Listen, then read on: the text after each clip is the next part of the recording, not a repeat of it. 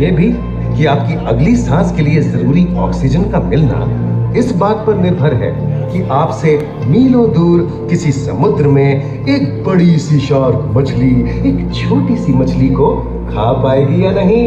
क्यों यकीन नहीं होता ना? चलिए कोई नहीं, आइए आपको ले चलते हैं एक ऐसी दुनिया में जो आपसे हजारों मील दूर होकर भी आपके अस्तित्व का आधार है।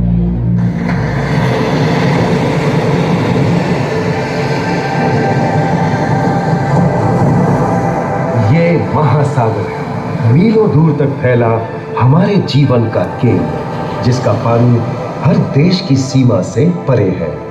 हमें सांस लेने के लिए जरूरी ऑक्सीजन का 50 से 80% इन्हीं समुद्रों के पानी से आता है।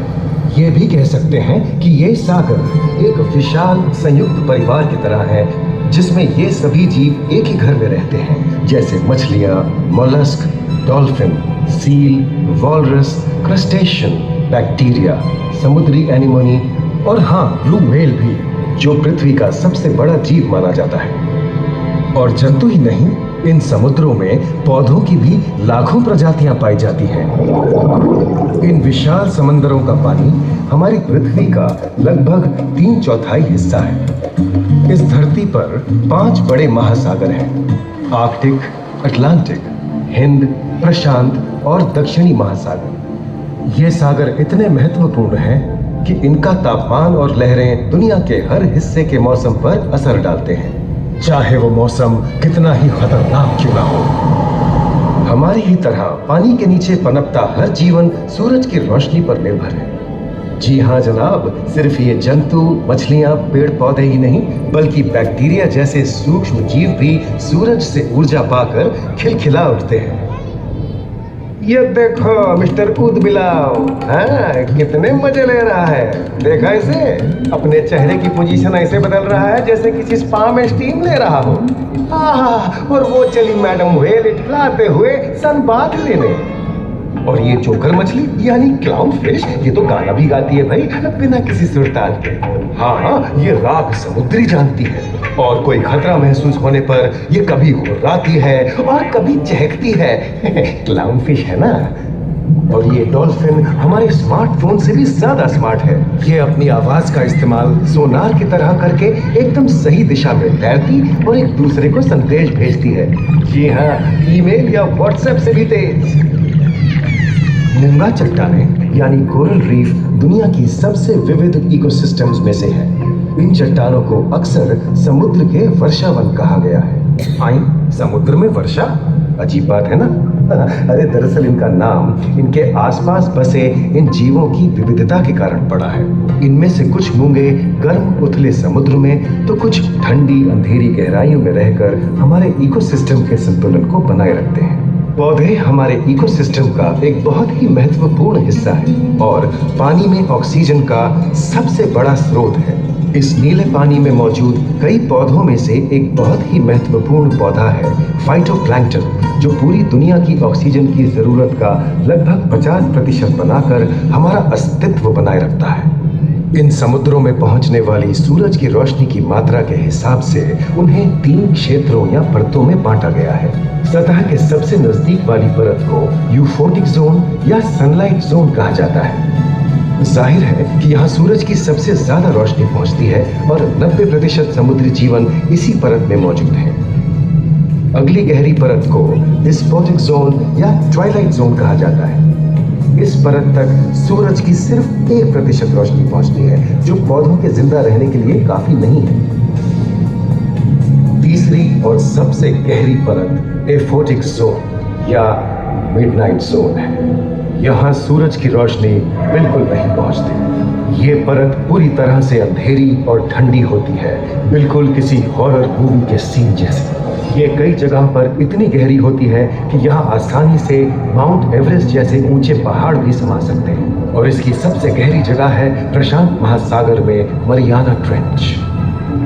महाद्वीपीय तटों के साथ लगे उथले समुद्री इलाकों तक पहुंचना आसान है, लेकिन ये समुद्र का सिर्फ 10% है। समुद्र की गहराई जितनी बढ़ती जाती है, उतने ही वहां के हैरत अंगेज जीव जिन तक पहुंचना मुश्किल होता जाता है। ये समुद्री जीव पहले तो अपनी खूबसूरती से आपको छलते हैं और फिर अचानक एक खतरनाक रूप ले लेते हैं जिनसे बचना मुश्किल ही नहीं नामुमकिन है।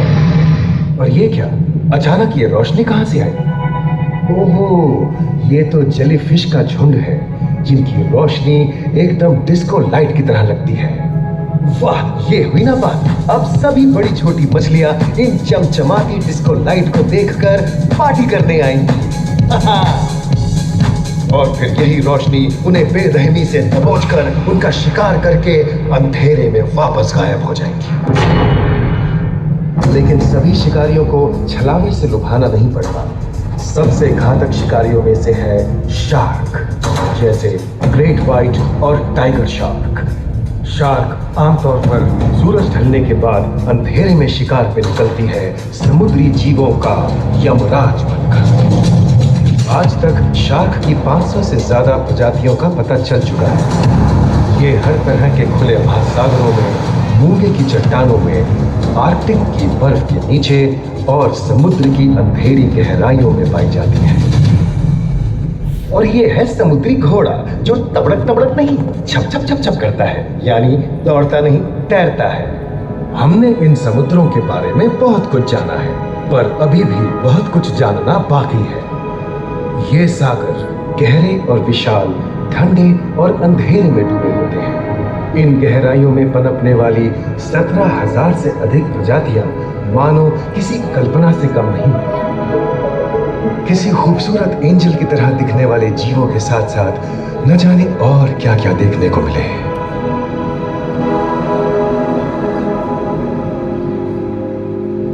इन विशाल सागरों के इकोसिस्टम इनके बाहर तक फैले हैं। खारे पानी की खाड़ियां, समुद्रों, समुद्र तटों और नमकीन दलदली इलाकों तक।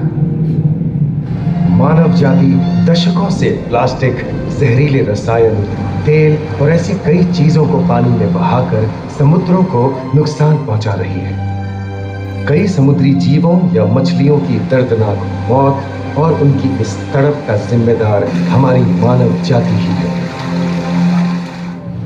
पिछले कुछ दशकों में वैज्ञानिक पैमाने पर सामने आए खतरों में से एक बड़ा जलवायु परिवर्तन है, जिससे महासागर गर्म हो रहे हैं और ग्रीन हाउस गैसों की अधिकता और ऑक्सीजन की कमी के कारण इन समुद्रों का अम्लीकरण हो रहा है। सागरों के इस तरह गर्म होने से पानी का स्तर बढ़ गया है और बर्फ की चादर पिघल रही है। इस विनाशकारी बदलाव के परिणाम स्वरूप समुद्री जीवन खत्म हो रहा है और पूरे इकोसिस्टम के लिए ऐसे खतरनाक हालात हम ही पैदा कर रहे हैं। हमारी आने वाली पीढ़ी का भविष्य इस बात पर निर्भर करता है कि क्या हम आज अपने निजी जीवन से प्लास्टिक को हटाने जैसा छोटा कदम उठा सकते हैं, या फिर हम बड़े स्तर पर सख्त नियम बनाकर उन्हें लागू करें, जिससे समुद्री संसाधनों का दोहन और प्रदूषण कम हो। याद रखिए, बात हमारे अस्तित्व की है, तो बदलाव की शुरुआत भी हमें ही करनी होगी।